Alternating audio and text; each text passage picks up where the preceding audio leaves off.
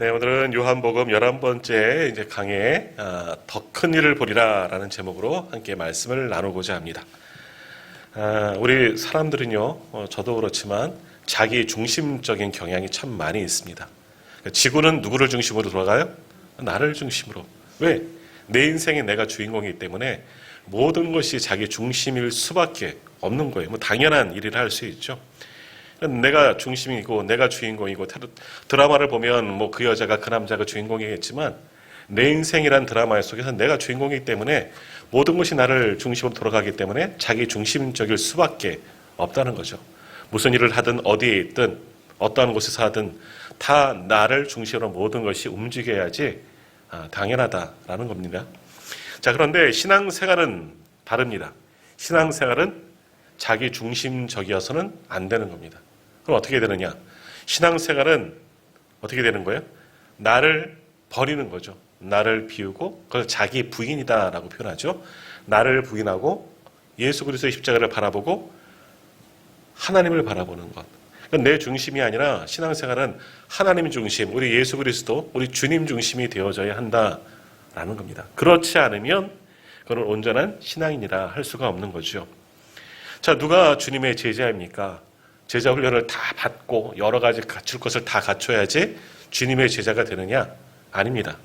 바로 그거예요. 내 중심이었던 삶을 주님 중심으로 바꾼 사람, 주님을 따르기로 작정한 사람, 나를 부인하고 주님을 따르기로 작정한 사람이 바로 주님의 제자이다라는 겁니다. 자, 그러면 어떻게 되느냐? 주님께서 다 전적으로 책임져 주시는 거예요. 나를 비우고 나를 포기하고 내 중심이 아니라 주님 중심이 되기 때문에 이제는 주님이 나를 바꿔주시고 인도하시고 변화시켜 주시고 책임져 주시는 거예요. 그러니까 주님의 제자는 주님만 따르는 사람들, 주님만 바라보는 사람들, 내 중심이 아니라 모든 삶이 주님 것입니다. 주님 중심으로 바뀌어진 사람이 바로 주님의 제자이다라는 겁니다. 자, 이제 오늘 본문의 말씀을 보면요, 우리 지난주에도 같은 부분을 또 같이 읽었지만 오늘 말씀에 보면 몇 명의 사람들이 나오는데 세 사람에 대해서 우리가 함께 오늘 말씀 보려고 합니다. 우리 지난주 중복된 사람들도 나오는데 조금 다른 부분을 볼 거예요.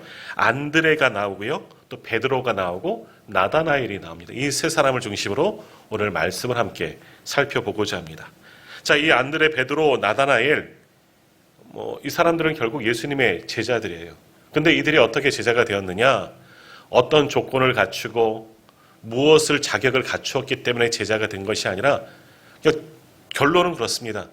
자기 중심적인 삶이었다가 예수 중심으로 바뀌었더니 그들이 예수님의 진정한 제자가 되었다라는 겁니다. 이것이 세 사람의 공통점인 겁니다. 그러니까 다시 말하면 뭡니까? 이 안드레, 베드로, 나다나엘, 정말 영적으로 믿음으로 지금 우리가 굉장히 위대한 예수님의 제자들, 사도들 아니겠습니까? 하지만 이들도 원래는 자기 중심적인 사람이었지만 예수님을 만나고 변화되었고 예수 중심, 그리스도 중심의 삶을 살아간 주님의 제자들이 되었다라는 겁니다. 이제 이 사람들에 대해서 잠깐 우리 살펴보고자 합니다. 자, 먼저 이제 안드레에 대해서 한번 살펴보도록 하겠습니다. 자, 지난주에 우리가 말씀을 보았던 것 기억하시죠? 안드레는 원래 누구의 제자였다고요? 세례 요한의 제자였어요. 세례 요한의 제자. 세례 요한은 예수님보다 6개월 먼저 태어나서 먼저 활동한 광야에 외치는 자의 소리.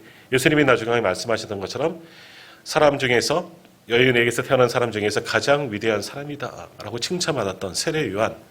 당시 사람들, 우리가 세례 요한에 대해서 말씀을 나눴을 때도 보았지만 그가 메시아인 줄 알았어요. 왜?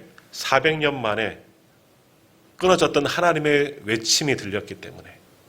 어찌 보면 400년 만에, 말라기 이후 400년 만에 새로운 선지자가 나타나기 때문에 아주 위대한 하나님의 사람, 혹 그가 그리스도가 아닌가, 메시아가 아닌가, 그렇게 많은 사람들이 생각을 했다는 거죠. 또 그러나 나는 광야에서 외치는 자의 소리뿐이다. 이사야 선지자의 외침처럼 나는 광야에서 전하는, 외치는 자의 소리이다. 하지만 그를 따르는 많은 제자들이 있었고 그 가운데 안드레도 주님의 제자였다. 이 세례 요한의 제자였다는 거죠. 자, 그런데 어떻게 됐느냐? 예수님께서 공생애를 시작하시면서 요한복음에서 세례 요한에게 나오셨어요. 이제 세례를 받기 위해서. 조금은 이제 그 죄사함의 세례는 아닙니다. 세례를 받기 위해서 나오셨는데 세례 요한이 그때 주님을 보고 뭐라고 이야기합니까? 다른 사람은 다 알지 못하였지만 세례 요한은 영안이 열리고 귀가 열려서 하나님의 말씀을 듣고 성령의 감동함으로 성령이 임하는 것을 보고 하나님의 어린 양이로다. 하나님의 아들이시라는 거죠. 메시아라는 거죠. 세례 요한만 보았다는 거죠. 그 하나님의 어린 양이다라는 선포함을 듣고 그때부터 세례 요한의 제자 중에서 2명이 예수님을 따르기 시작합니다. 그 2사람이 누구라 그랬습니까? 한 사람은 안드레이고 또 한 사람은 누구예요? 성경에는 안 나왔지만 요한일 것이다. 이 요한복음을 기록한 사도 요한일 것이다. 자기 이름을 빼도 아마 다 알 거라 생각해서 그렇게 뺐다는 거예요. 그러니까 안드레와 요한이 원래는 예수님의 제자였어요. 세례 요한의 제자였지만 요한의 그 선포, 하나님의 어린 양이라. 보라 하나님의 어린 양이로다. 이 이야기를 듣고 예수님의 제자로 갈아탄 겁니다. 스승을 갈아타게 된 거죠. 예수님을 따르기 시작했습니다. 자, 그렇게 주님을 따른 이제 제자들에게 예수님께서 말씀하시죠. 안드레와 이제 주님의 대화를 하게 되는 장면이 나오는데요. 한번 본문 말씀 보십시오. 38절 제가 한번 읽도록 하겠습니다. 요한복음 1장 38절입니다. 예수께서 돌이켜 그 따르는 것을 보시고 물어 이르시되 무엇을 구하느냐 이르되 랍비여 어디 계시오니까 하니 랍비는 번역하면 선생이라 라는 대화를 합니다. 자, 예수님께서 그렇게 보니까 세례 요한의 제자였던 2사람이 자기를 따라요. 안드레와 요한이 예수님을 따라다니는 거예요. 그래서 예수님께서 돌이켜 그들에게 물었죠. 너희가 나에게 무엇을 구하느냐? 그러니까 랍비여 어디 계시오니까. 랍비여. 뒷말은 나중에 기회가 있으면 살펴볼 터인데 랍비여라고 불렀습니다. 랍비. 랍비가 무슨 뜻입니까? 여기 가로에도 나오죠. 랍비는 번역하면 선생이라. 선생이라. 당시 랍비는요. 누굽니까? 율법 교사, 율법 학자들이나 또는 존경하는 사람 또는 영적인 스승 이러한 사람들을 가리켜 랍비, 큰 선생님, 위대하신 분 이 정도 표현이에요. 굉장히 좀 공경할 만한 사람에게 붙이는 가장 최고의 호칭이 랍비라는 호칭이죠. 자, 지금 안드레는 예수님에게 뭐라고 부르느냐? 랍비어라고 부릅니다. 선생님이요. 큰 선생님이시요. 아주 위대하고 대단한 선생님이라고 그렇게 부르고 있습니다.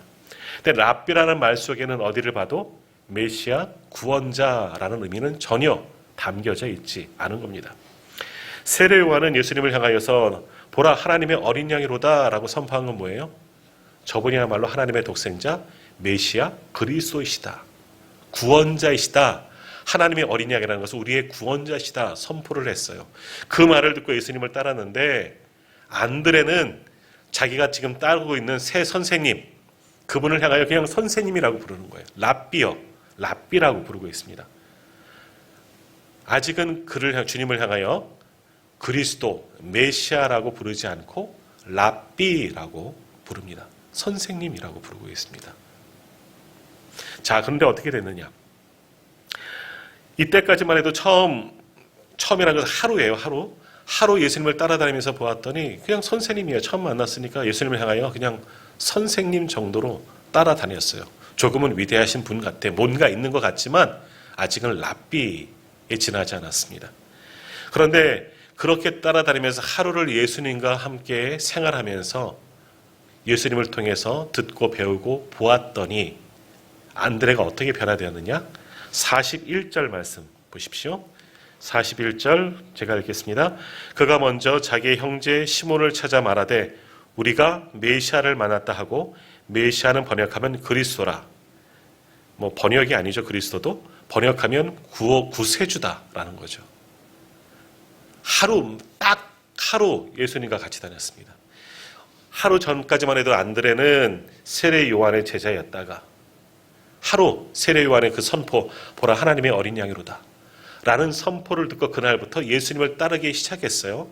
따르면서 처음에는 선생님, 랍비요 하고 그렇게 예수님을 알고 있었는데 그 예수님과 더불어서 하루를 딱 생활하고 났더니 어떻게 바뀌었느냐? 호칭이 뭐라 그래요? 메시아로 바뀌어요. 하루 만에 깨닫게 된 거예요. 하루를 선생님으로 알고 선생을 통해서 무언가를 배우려고 랍비어 어디 계시니까 진리가 어디 있느냐 이것을 묻는 질문들이에요. 결국은 참된 진리, 영적인 진리겠죠. 이것을 알고 싶어서 세례 요한보다 더 큰 이 같아서 예수님을 따랐는데 그 자신의 질문을 해결해 줄 줄 알고 예수님을 선생으로 알고 따랐는데 하루 예수님과 같이 생활하다 보니까 깨닫게 된 겁니다. 이분은 랍비 정도가 아니구나. 뭐라 그래요? 메시아이구나. 정말 이분이야말로 그리스도이구나. 얼마 전 세례 요한 선생님의 말씀처럼 이분은 하나님의 어린 양 메시아이구나. 스스로 깨닫게 되었다는 거예요.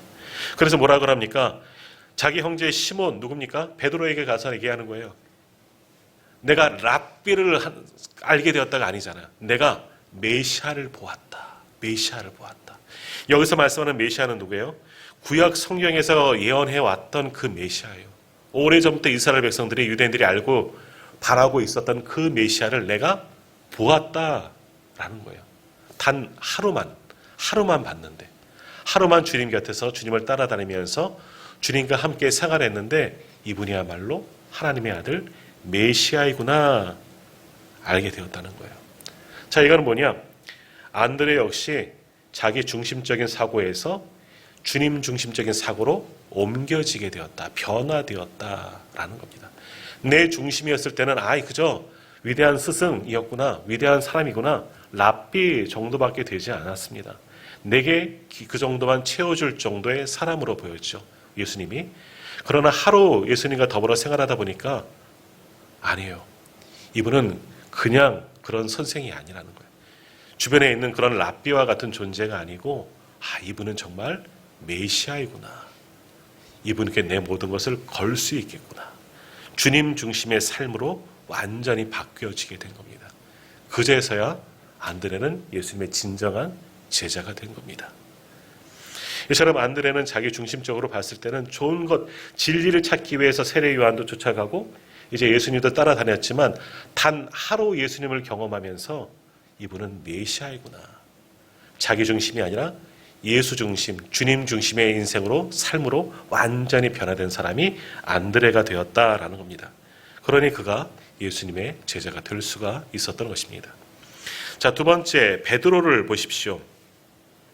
성경에 등장하고 있는 요한복음에 등장하는 베드로의 원래 이름은 시몬이죠. 이제 시몬과 반석, 베드로 이건 지난주 이제 말씀을 드렸는데 시몬입니다. 시몬은 듣는다 그런 뜻을 가지고 있는 거죠. 시몬이었어요. 근데 어느 날 안드레가 자기에게 오더니 이야기를 하는 겁니다. 내가 메시아를 만났다. 무슨 소리야? 갑자기 메시아를 만났다니. 우리도 그럴 거 아니에요. 누군가 내 형제든 내 친구든지 누가 와서 야야야 내가 그리스도를 만났어. 야 예수님이 오셨어. 우리에게 지금 그런다고 얘기해도 뭐라 그랬어. 깜짝 놀라긴 하지만 그게 무슨 소리냐. 잘못 봤냐. 잘못 들었냐. 영화 보고 왔냐. 이런 얘기 할 거예요. 지금 베드로도 그런 거예요. 안드레가 오더니 내가 메시아를 만났다 하고 메시아에게 있는 대로 가자는 거예요. 그래서 무슨 소리인지 영문을 모른 채 아무튼 예수님이 있는 곳으로 베드로도 끌려온 거죠. 그러더니 시몬을 보시고 이 베드로를 보시고 예수님께서 뭐라 말도 안 하시고 그의 이름을 물으시더니 이름을 바꾸는 겁니다. 더 이상 너희 이름을 시몬이라 듣는 자라 하지 말고 뭐라고요? 게바라 하라. 여기도 번역하면 베드로라 하지만 베드로는 뭐냐? 반석이라는 거죠. 반석. 게바, 헬라어로는 베드로, 영어로는 피터. 다 똑같은 뜻이죠. 반석이라는 뜻이야. 반석. 반석과 같이 든든한 자가 되어라. 반석처럼 우뚝 서는 자가 되어라. 라는 뜻으로 이름을 고쳐주었어요. 반석. 자, 그런데 잠깐 가만 보십시오. 그날 이 베드로가 예수님의 제자가 되었느냐? 아니에요. 너무나 황당한 일이죠. 베드로에게는. 자기 형제 안드레가 와서 메시아를 봤다고 자기를 끌고 갔는데 그 메시아라는 분이 나를 보더니 갑자기 이름을 바꿔라 하더니 게바라고 하라. 반석이라는 이름을 줘라. 그러는 거예요. 이게 무슨 소리야? 생뚱맞은 이야기들이 막 들려오는 거예요. 특별하시고 기이한 분 같은데 온전히 그분을 믿지는 못했다라는 거예요. 이것을 어떻게 알 수 있느냐? 다른 복음서와 연관지어 보면 이 베드로의 생각들을 짐작해 볼 수가 있는 거예요. 자, 누가복음 5장에 보면요. 예수님께서 제자들을 부르시는 장면이 나옵니다. 그때 부른 사람이 베드로이죠. 그때 어떤 일들이 있었느냐. 베드로는 이 게네사렛 갈릴리 호수예요. 다른 이름인데 갈릴리 호수에서 고기를 잡고 있는데 밤새 그물질을 했지만 한 마리 고기도 못 잡을 때였습니다. 그때 예수님은 이 해안에서 많은 사람들에게 복음을 전하죠. 고기를 잡던 베드로도 그 말씀을 듣게 됩니다. 말씀을 듣게 되죠. 근데 그때 예수님을 나중에 영접하게 됩니다.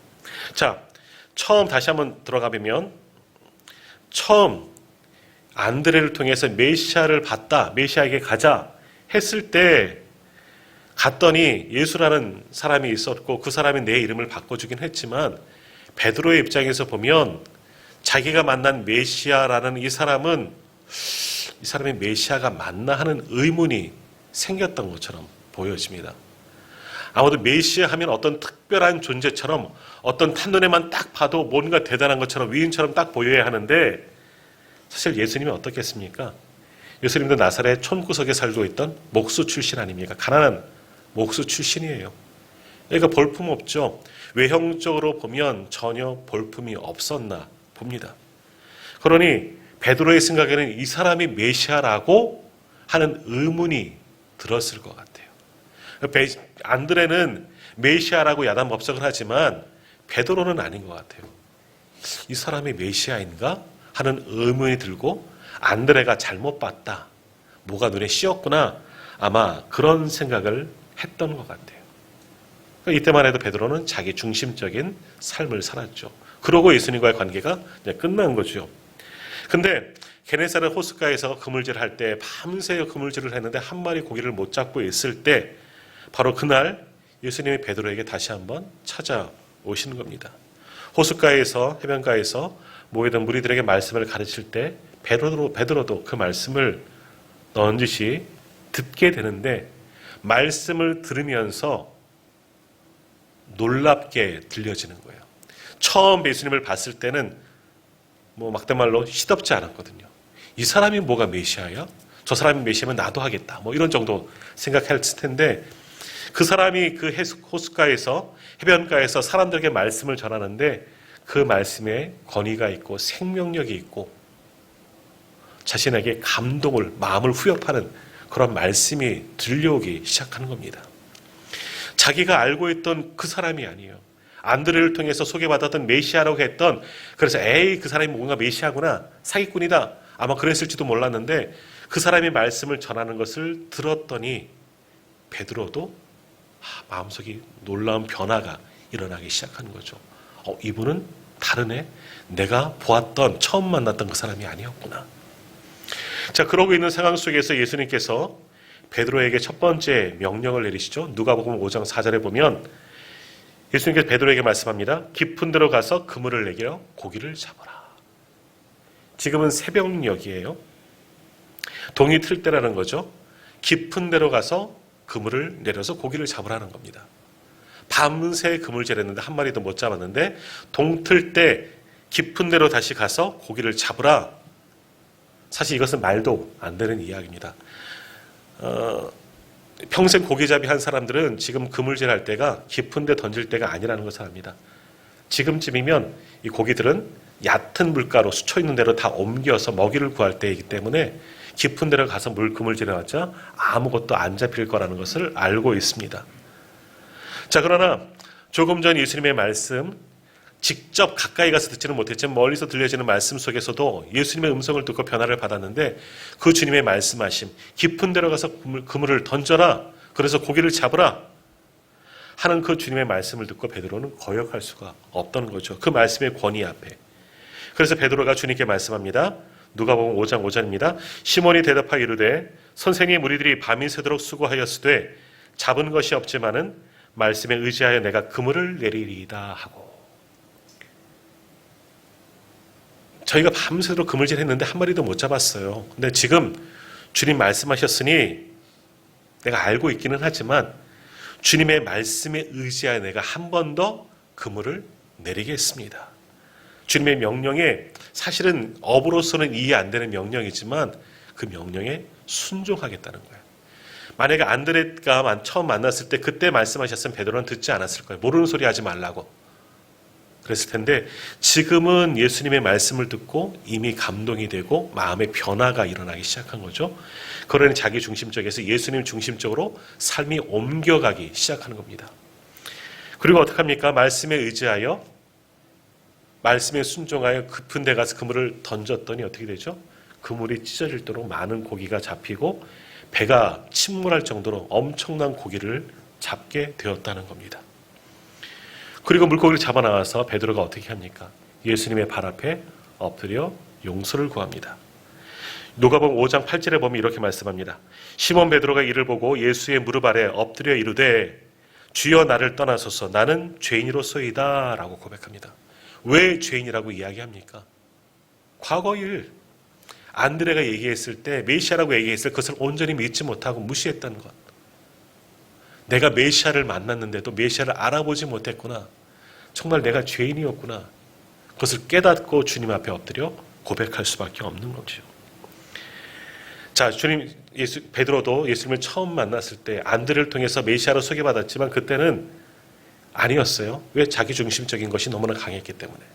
그러나 주님을 만나고 주님을 경험하고 주님의 말씀을 듣고 명령에 순종하였더니 내 중심에서 예수님 중심으로 옮겨가기 시작하였더니 메시아를 메시아로 알아볼 수 있는 영안이 열려지게 되었다라는 거죠. 이제는 베드로도 자기 중심이 아니라 예수 중심의 삶을 살게 되었다는 거죠. 그 순간부터 베드로는 예수님의 제자가 되었다는 겁니다.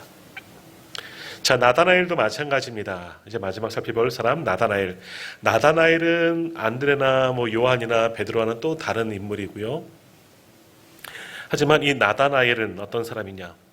이 나다나엘도 친구 따라 예수님을 만났던 사람 아니겠습니까? 먼저 베드로와 안드레와 한 동네 사람이었던 빌립이 다 베세다 사는 사람들이잖아요. 메시아이신 주님을 만난 후 빌립도 나다나엘에게 찾아오는 겁니다. 오늘 보면 45절을 한번 보시겠습니까? 45절입니다. 빌립이 나다나엘을 찾아 이르되 모세가 율법에 기록하였고 여러 선지자가 기록한 그 일을 우리가 만났으니 요셉의 아들 나사렛 예수니라. 안드레랑 똑같은 이야기 한 거예요. 여러 율법에 기록됐고 여러 선지자가 기록한 것, 이건 뭐예요? 모세의 율법, 여러 선지자, 이건 구약 성경을 이야기하는 겁니다. 모세 오경과 선지서, 그러니까 구약을 이야기하는 성경이 기록된 그의 메시아를 내가 보았다. 구체적으로 이야기합니다. 그분은 나사렛 출신 요셉의 아들 예수다. 그분이 메시아다. 내가 메시아를 만났다. 똑같이 이야기를 하는 거예요. 자, 그런데 그 말을 들은 나다나엘의 반응은 어떻습니까? 어찌 보면 베드로랑 똑같은 거예요. 46절 보십시오. 나다나엘이 이르되 나사렛은 무슨 선한 것이 날 수 있느냐? 나사렛이란 동네에서 뭔 선한 일이 날 수 있겠느냐? 사실 이 나사렛이란 동네는요, 정말 촌구석인 동네예요. 잘 알려지지 않은 동네이고 그동안 이스라엘 역사 속에서 어떤 위대한 인물들, 선지자 전혀 배출하지 못한 아주 이름도 없는 그런 동네가 나사렛이라는 그런 동네였다는 거죠. 역사 속에서 걸출한 인물 하나도 배출하지 못한 동네인데 나사렛에서 메시아는커녕 무슨 선한 것이 날 수 있겠느냐? 나사렛은 그런 동네 아니야. 거기 출신 예수라고 그 사람은 더더욱 아니야. 라는 것이 이 나다나엘 마음속에 있었다는 거죠. 역시 나다나엘도 자기 중심적이었기 때문입니다. 자, 그러나 빌립은 경험했잖아요. 안드레처럼 베드로처럼 경험을 한 거예요. 예수님을 만나고 예수님의 말씀을 듣고 이분이야말로 메시아구나. 성경에서 이야기하는 분이 바로 이분이야. 이분이 나사렛 예수시다. 다시 한번 이야기하는 겁니다. 그러면서 뭐라 그래요? 와서 봐라. 그럼 못 믿겠으면 네가 가서 한번 보자. 손잡고 끌고 오는 겁니다. 나다나엘은 가기 싫었죠. 처음에 베드로랑 똑같은 마음일 거예요. 나사렛에서 뭔 사람이 나올 수 있겠다고, 거기서는 아무것도 선한 것도 없는데 뭘 가서 보냐. 하지만 경험한 사람, 이미 은혜를 받은 사람이잖아요. 빌립은 끌고 가는 것을 막을 수가 없는 거예요. 그래서 어쩔 수 없이 나다나엘 친구 손에 붙잡혀서 예수님 앞에 나오게 됩니다. 그때 나다나엘을 보신 주님께서 먼저 나다나엘에게 말을 붙이시는데 뭐라고 이야기하십니까? 47절 보십시오.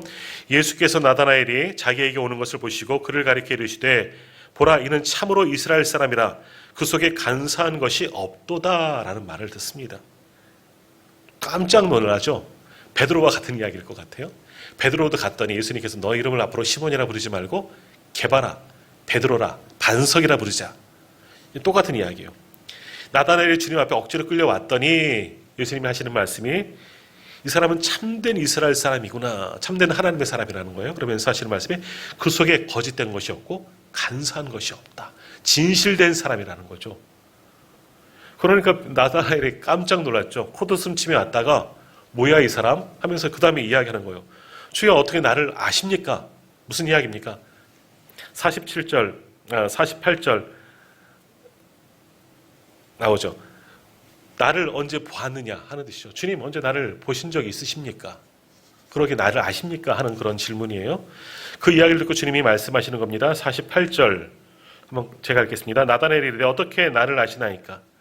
예수께서 대답하여 이르시되 빌립이 너를 부르기 전에 내가 무화과 나무 아래에 있을 때 보았노라 라고 말씀하십니다. 어떻게 나를 아십니까? 내가 어떤 사람이 주님 아십니까? 당신 아십니까? 내가 누군데? 하고 따지시 물은 거예요. 근데 주님은 뭐라고 이야기하십니까? 빌립이 너를 오라고 부르기 전부터 내가 무화과 나무 아래에 있는 것을 내가 보았다. 뭐 선문답 같죠? 자, 무화과 나무가 뭐냐?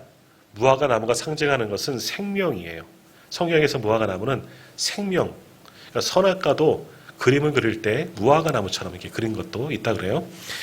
무화과 나무는 이스라엘 역사 속에서 이스라엘 사람은 생명의 상징으로 여겨요. 그러니까 무화과 나무 아래에 있었다는 것은 무엇을 이야기하느냐?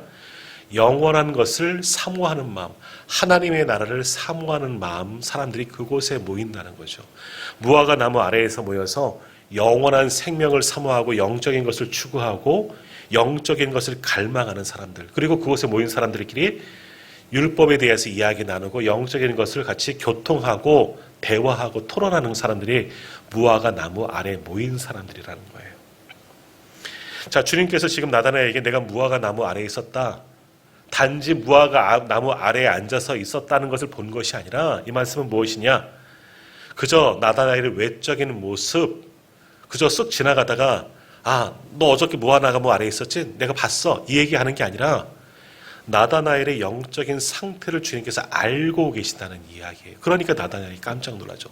무화과 나무 아래에서 영혼에 대해서 영적인 것에서 깊이 묵상하고 하나님 나라가 무엇인지 구원이 무엇인지 깊이 고민하는 그 나다나엘의 중심의 그 마음, 영적인 갈급함, 갈망, 예수님께서 그것을 내가 알고 있다, 내가 해결해 줄게, 그 이야기를 하시는 겁니다.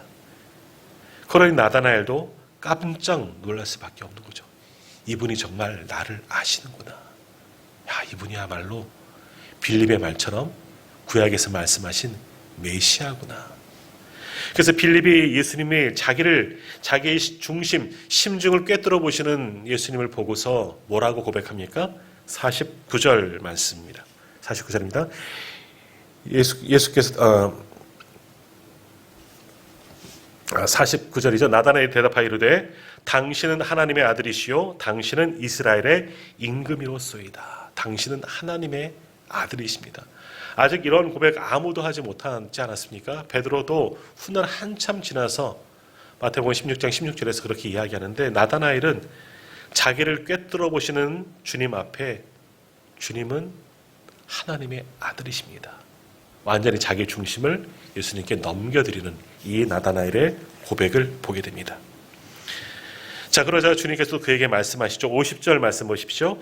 예수께서 대답하여 이르시되 내가 너를 무화과 나무 아래에서 보았다 함으로 믿느냐? 이보다 더 큰 일을 보리라. 더 큰 일을 보리라.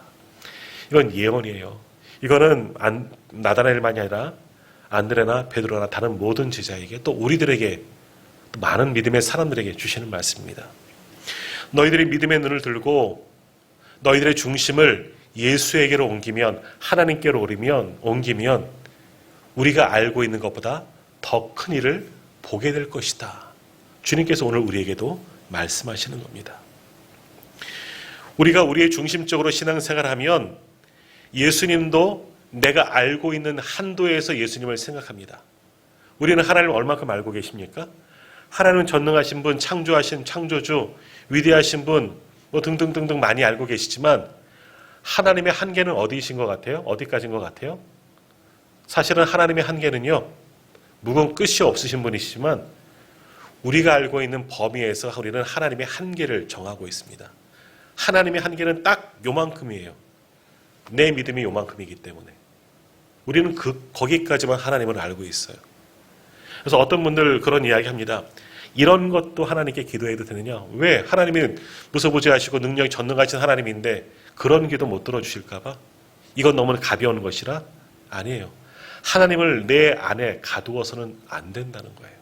하나님의 능력을 가두면 하나님이 스스로 자신을 제한하셔서 지극히 작은 성전 안에 계시지만 하나님은 우리가 생각할 범위를 넘어서는 분, 도저히 우리 안에 가둘 수 없는 분이에요. 끝이 없으신 전능하신 하나님이신데 우리는 자기 중심적으로 신앙생활하기 때문에 하나님도 내 능력 안에 가두어 버리고 있다는 거예요. 그러니까 하나님은 딱 이만큼까지밖에 하지 못하시는 분밖에 안으로 우리는 알고 있어요. 아니에요. 하나님은 우리의 능력을 넘어서시는 분이에요. 우리의 이성과 우리의 사고와 우리의 생각과 우리가 상상하는 것, 아니 그것을 끝도 없이 넘어서시는 분이 우리 하나님이십니다. 그러나 그 하나님을 알지 못하고 여전히 신앙생활하면서도 내 중심적으로 신앙생활하고 있으면 하나님이 하시는 일을 우리는 전혀 볼 수가 없는 겁니다. 그러나 오늘 믿음의 눈을 들어서 안드레처럼 베드로처럼 나다나엘처럼 내 중심이었지만 예수 중심, 하나님 중심으로 우리의 시선을 옮길 때, 우리의 삶을 내어드릴 때 오늘 주님의 바로 이 말씀, 이보다 더 큰 일을 보리라. 더 큰 하나님의 놀라운 일들을 오늘 우리가 보게 될 줄 믿습니다. 자, 우리가 출애굽기 이제 지금 지나가서 보았지만 모세가 출애굽할 때 80세 그 시내산에서 하나님을 만났을 때 출애굽하라고 명령을 내리셨을 때 모세가 홍해가 갈라질 것을 알았을까요? 이스라엘 애굽 땅에 10가지 재앙이 내릴 것을 알았을까요? 전혀 상상하지 못한 거죠. 홍해까지 왔지만 바로 앞에 홍해가 막고 있는데 이것이 갈라져 마른 땅이 나올 것이라 모세가 상상했을까요? 당연히 여겼을까요? 아니에요. 그런 생각 전혀 하지 못했을 거예요. 그러나 하나님께 맡기는 겁니다. 손을 내밀라. 지팡이를 들어 저 바다를 향하여 손을 내밀라. 순종하는 거예요. 그럼 더 큰 일을 보잖아요. 바다가 갈라지는 그 놀라운 광경을 보게 되는 거잖아요. 이 수많은 60만, 장정방 60만 대군이 광야를 갈 때 어떻게 먹고 살까? 걱정이 됩니다.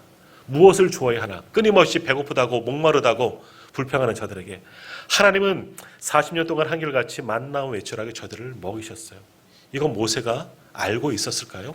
알고 있었으면 감당했겠죠. 전혀 알지 못했지만 믿음의 눈으로 하나님을 보면 하나님이 하신 일을 볼 수가 있는 겁니다.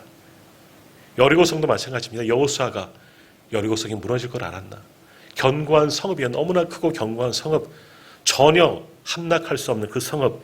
그러나 하나님의 방법으로 묵묵히 순종하여 7바퀴를 돌았을 때, 7일 돌았을 때 여리고성이 무너졌습니다. 도저히 상상하지 못한 일이 이루어진 겁니다. 믿음의 눈으로 내 중심이 아니라 하나님 중심으로 모든 것을 맡길 때 이러한 놀라운 일들을 경험하게 되는 겁니다.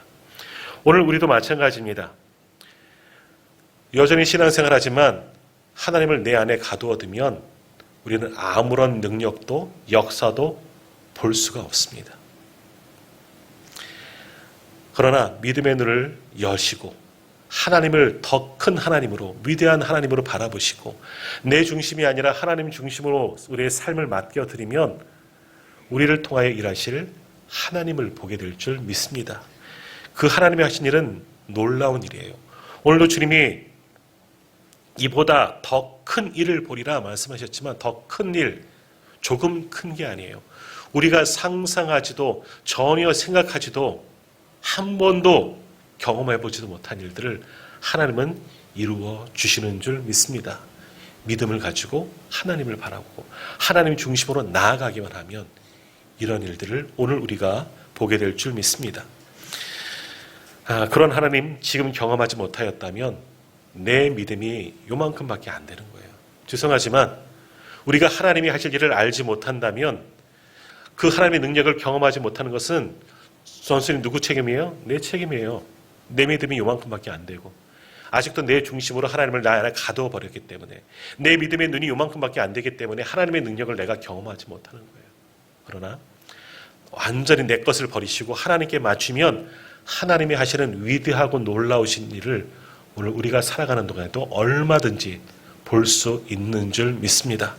그러므로 그 하나님께 우리의 모든 것을 맡기며 기도해야 하는 거예요. 우리가 기도하는 건 뭐예요? 손드는 거예요. 하나님께 손들고 나가는 거죠. 나는 못합니다. 나는 할 수 없습니다. 하나님 해결해 주십시오. 끝까지 매달리는 거예요. 하나님이 하실 때까지. 그러나 하나님은 하나님의 때에 하시는 거죠.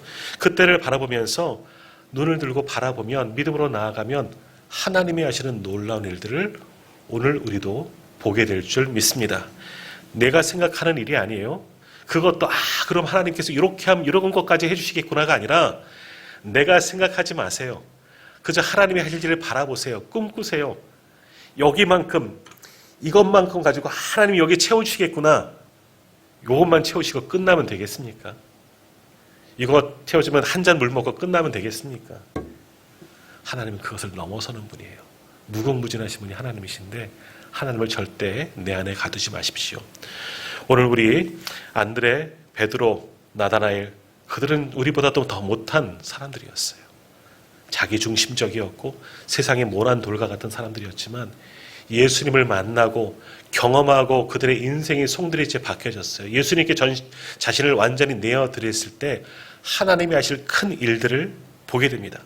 그들은 예수님께서 독생자로 십자가의 메시아로 죽으신 것도 목격하지 않았습니까? 그분이 사망 권세를 이기신 부활하신 주님도 목격하지 않았습니까? 그분이 보는 앞에서 승천하신 것도 그들은 눈으로 보지 않았습니까?